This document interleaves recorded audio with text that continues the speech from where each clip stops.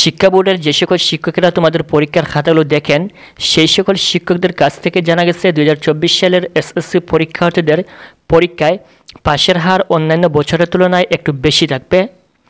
আমরা এক নজরে দেখে নেই 2022 এবং 2023 সালের এসএসসি পরীক্ষার্থীদের পরীক্ষার পাশের হার কেমন ছিল। 2022 সালের এসএসসি পরীক্ষায় সর্বোচ্চ পাশের হার ছিল যশোর শিক্ষা বোর্ডে এবং 2023 সালের এসএসসি পরীক্ষায় সর্বোচ্চ পাশের হার ছিল বরিশাল শিক্ষা বোর্ডে।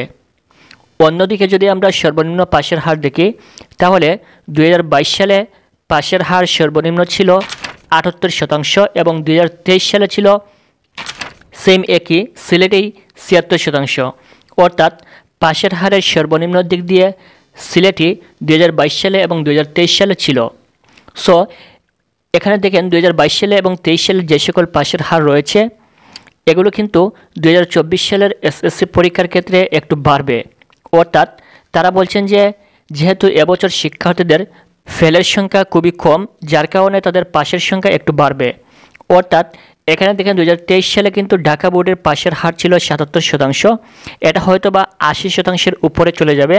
চট্টগ্রাম বোর্ডে ছিল 78.3%, এটাও 80-এর উপরে চলে যাবে। অর্থাৎ যেহেতু শিক্ষার্থীদের ফেলের সংখ্যা কম এবং পাশের পরিমাণ বেশি যার কারণে এবছর 2024 সালের এসএসসি পরীক্ষায় পাশের হার প্রত্যেকটা বোর্ডে বাড়ার সম্ভাবনা রয়েছে।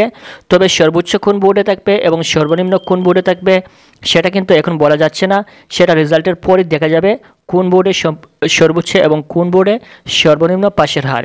এবং এখানে এক্স্যাক্টলি কোন বোর্ডে কত পার্সেন্ট পাশের হার সেটা কেউ বলতে পারবে না, সেটা সরাসরি শিক্ষা বোর্ড থেকে যখন রেজাল্ট প্রকাশিত হবে তখনই জানা যাবে কোন বোর্ডে পাশের হার কত।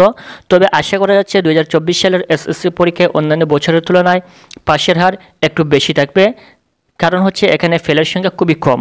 আশা করি বুঝতে পেরেছেন। এই ছিল 2024 সালের এসএসসি পরীক্ষার পাশের হার নিয়ে সর্বশেষ আপডেট তথ্য।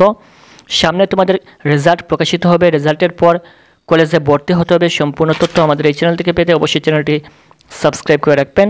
ধন্যবাদ।